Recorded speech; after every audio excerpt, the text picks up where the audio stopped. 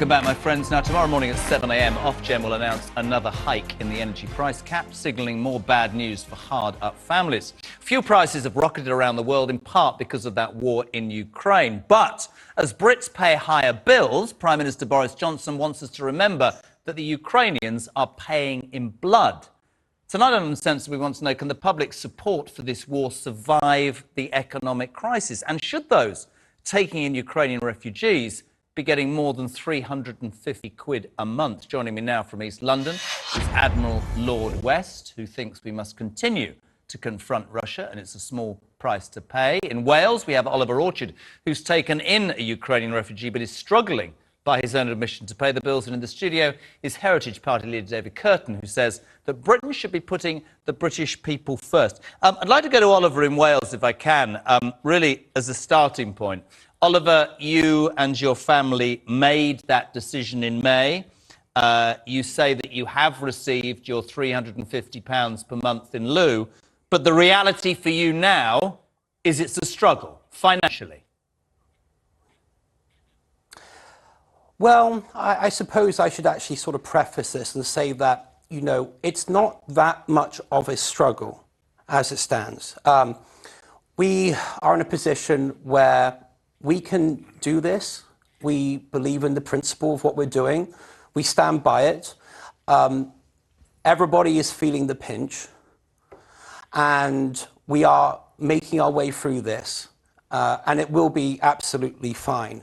So we are not struggling. But what I will say is, on that note, the early days of this, when she first arrived, and we had to sort out everything from food and utilities and making sure she was finding work and all those other bits, that's when we felt the pinch initially. And I think that's where a lot of people may have struggled in that first acute stage of the 8 to 10 weeks. Oliver, you told my team, because we built up such a relationship with her, we don't want her to leave in a difficult situation, but we're finding ourselves increasingly in a financial situation. Either she has to go or we have to work extra hours. So that is an issue, isn't it?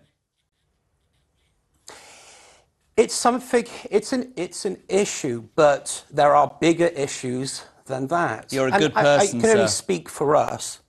Well, no, you know, we discussed this with your team, and the way I see it, yes, I have worked a lot more days and more hours. I'm still feeling the echo of Dunkirk's spirit. I think of my great-grandfather at times like this. He was a captain in World War II. And it's instinctive.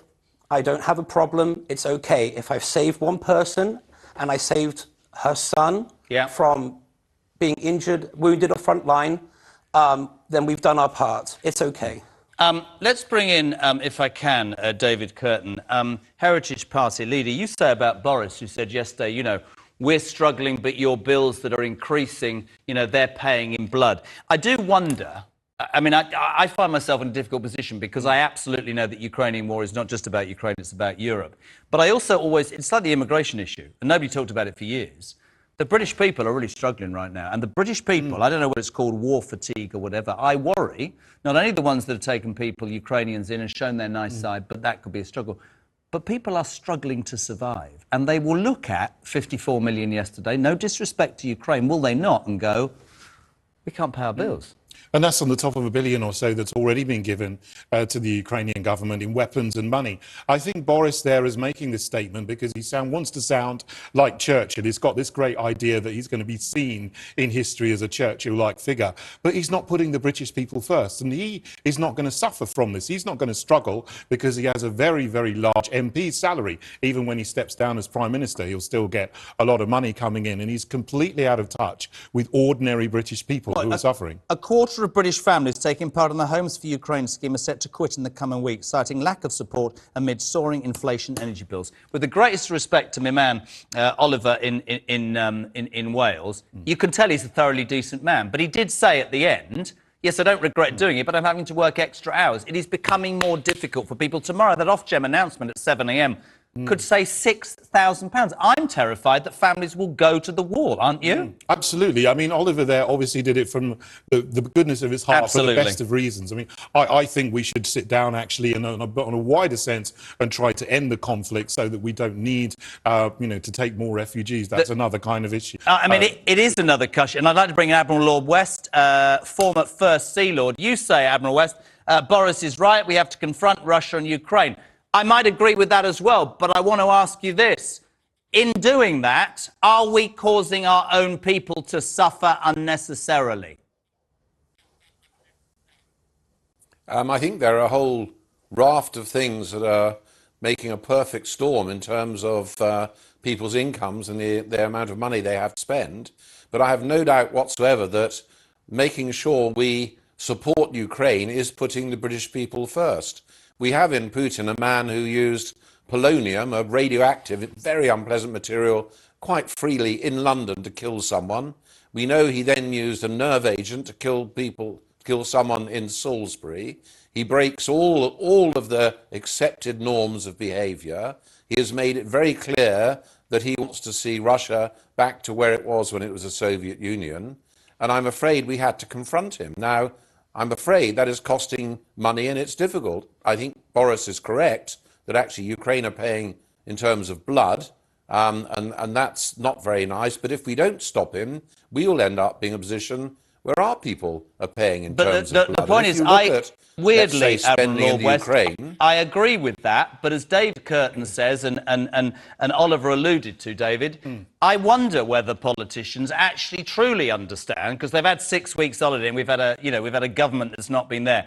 Do they know what tomorrow morning means to so many families, the length and breadth of this country? Oh, first of all, I'd say I do actually disagree with Admiral Lord West. I think we shouldn't have got into the conflict in the first place, and we should be de-escalating the conflict rather than trying to prolong it, because that is actually But does he want to de-escalate it, Vladimir Putin? If you don't take on somebody like that, as Lord West says, what do you get? Is he going to run over everywhere else? If you sit around the table and negotiate and stick to the Minsk agreements, which we had in place. But he didn't agree with them. He's been smarting since the Soviet Union was split up, and he's gone into a sovereign independent nation. Well, not at all. I think if you look at the wider issue, the ethnic Russian people in the Donbass area were being shelled and maimed and killed for 8 years, and he's gone in to protect them. So that's a different I don't agree with that, but we've all got opinions. Lord West, you wanted to jump in? I haven't got much time. I'm sorry, I totally disagree with that.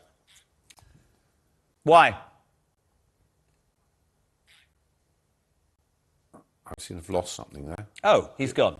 He disagrees with that. He disagrees. I mean, that is the fact. I mean, if we'd stuck to the Minsk agreement... Well, I disagree with that as well, by the way. I genuinely disagree with that. Well, we may have to disagree on that. But I think what nature is. Coming back to, how this is impacting on British families, that's what we need to put first. And we need to actually try to alleviate the suffering and the cost of living, the cost of energy crisis, which is coming tomorrow morning. Let's just talk, Oliver, very quickly, back to Wales. You are the person that took in a family. You're such a good man. I've got 30 seconds. You're not going to say you regret it, but as things get tougher, as that Ofgem announcement happens tomorrow, what happens if you can't make ends meet? What goes first, your family or the Ukrainian lady? 30 seconds, go. No, we'll always find a way to protect her. I minimised the windows on the desktop on this one back down to just human stories. She's been through a lot. Her son has been through a lot.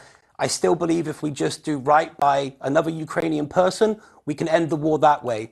It's human stories for me anyway. Thank you very much indeed, Oliver. Let's finish with Admiral Lord West, whose sound is back. You were very vocal. You said, I disagree. 30 seconds, sir.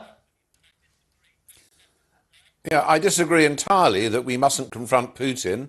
When it comes to spending money, I'm afraid when you're faced with the possibility of war, that is where you've got to spend your money.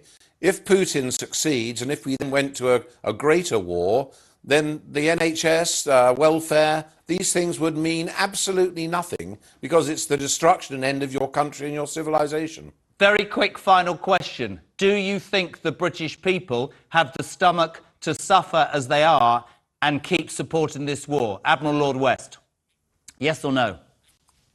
I think the British people have, yes, except they do want to know that the people ruling them understand the pain that has been caused by a whole series of other things. Thank you very much indeed. And David, that's the point. Where is the damn government? Nobody's explaining anything to us. 20 seconds. Yeah, well, Boris Johnson's on holiday and he's gallivanting off to Kiev. He's doing public relations for himself, but he's not understanding what people are going through. And that is the key thing that he should be attending to. Thank you very much indeed, Oliver in Wales. David Curtin in the studio. Admiral Lord West.